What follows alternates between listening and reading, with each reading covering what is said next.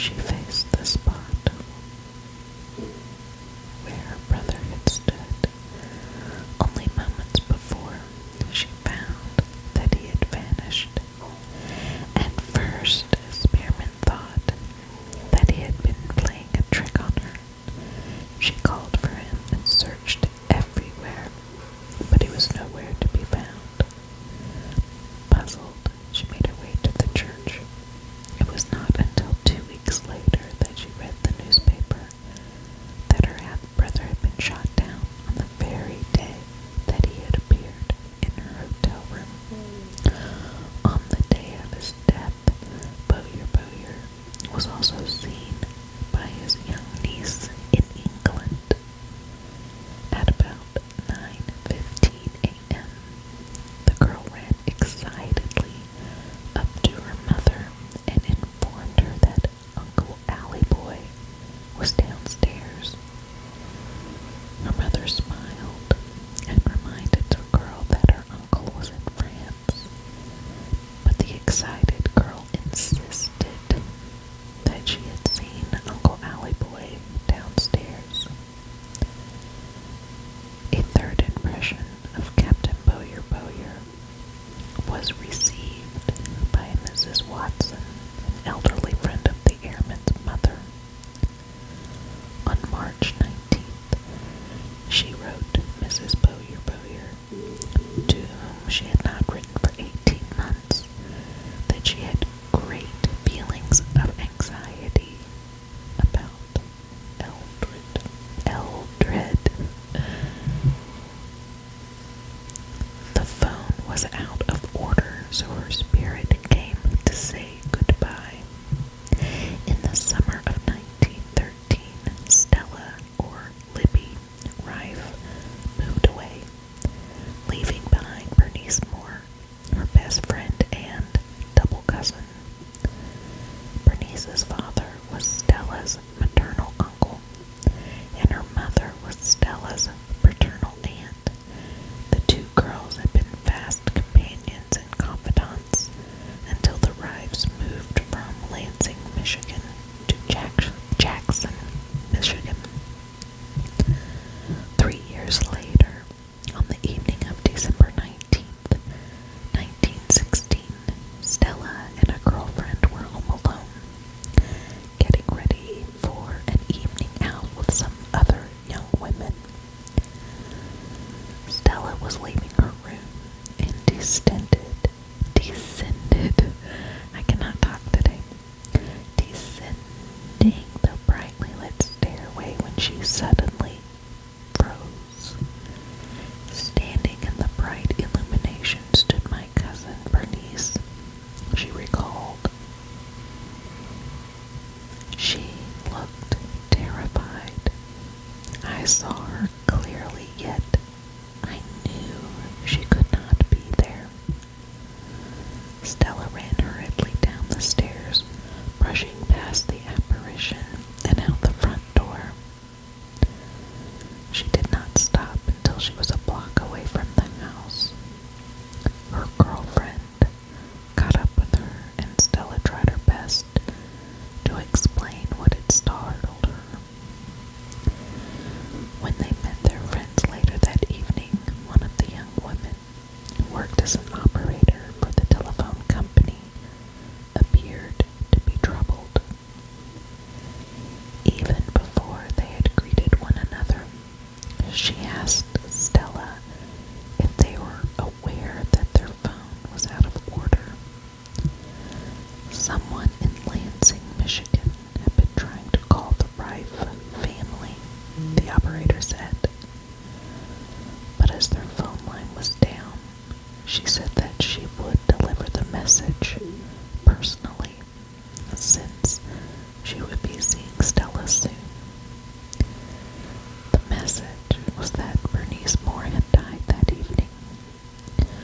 When the telephone could not be used to communicate the message, the spirit of her cousin traversed time and space and manifested before Stella to say farewell. A white form gliding away struck the doctor. Sergeant, a certified nurse, was caring for a young woman in Augusta, Georgia.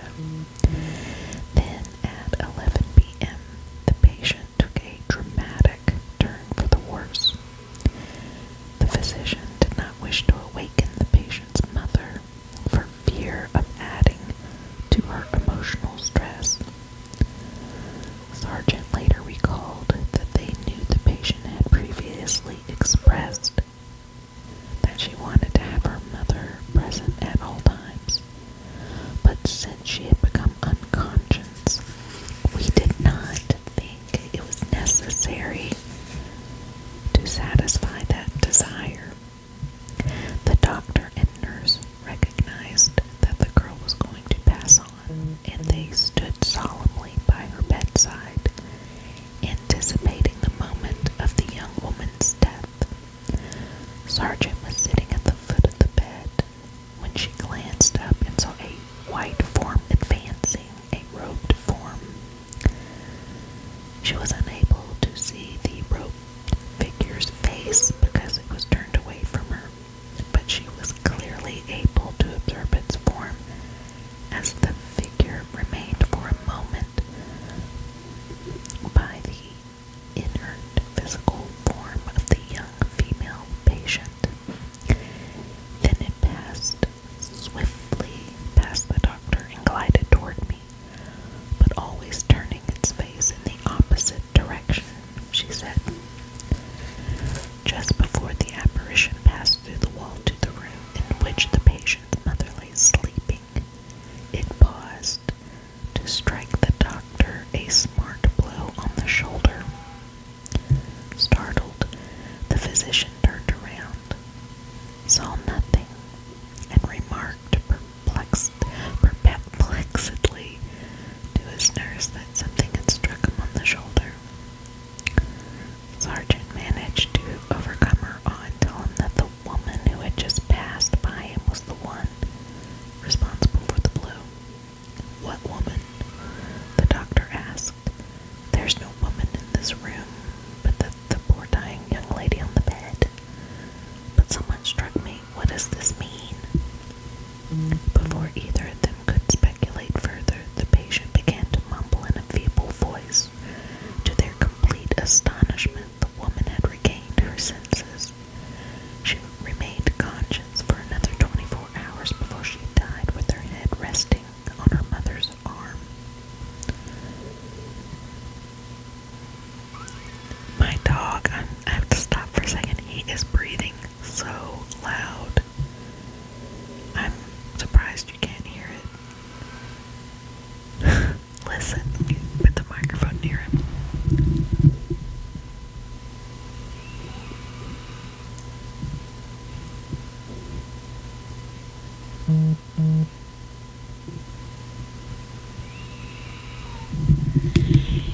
He's almost whistling. Well, he's comfortable. We'll give him that. Okay, next story. Contacts between the living and the newly dead. A personal recollection and commentary by Franklin R. Rule, Ph.D. Are the dead able to make contact with the living after having passed over? Or does communication between individuals terminate upon death? My mother, Florence Rule, had a dramatic experience some years ago that indicates communication can take place even after the physical body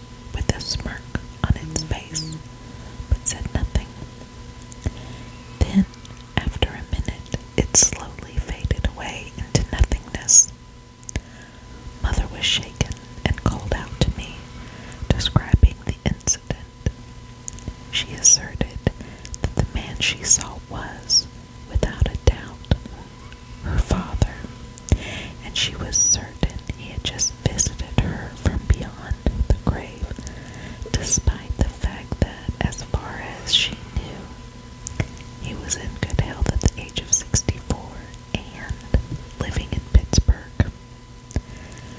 Now, it should be stressed that in life he had been of ordinary stature, about 5 feet 8 inches tall, and to her knowledge, he had never expressed any interest whatsoever in the Wild West, being a lifelong Easterner.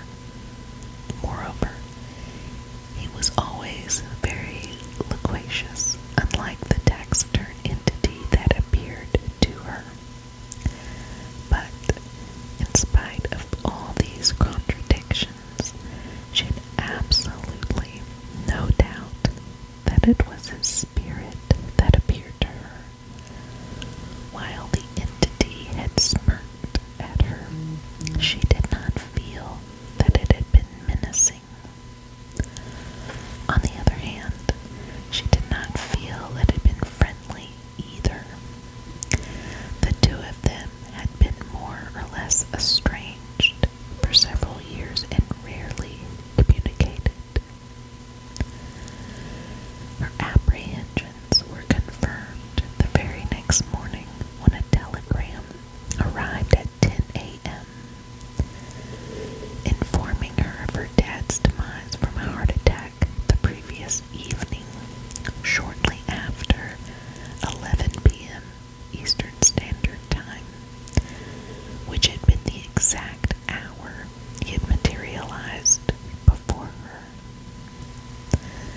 My mother Florence often thinks about her brief encounter with the paranormal and has stated, "I recall that night as vividly now as when it first transpired.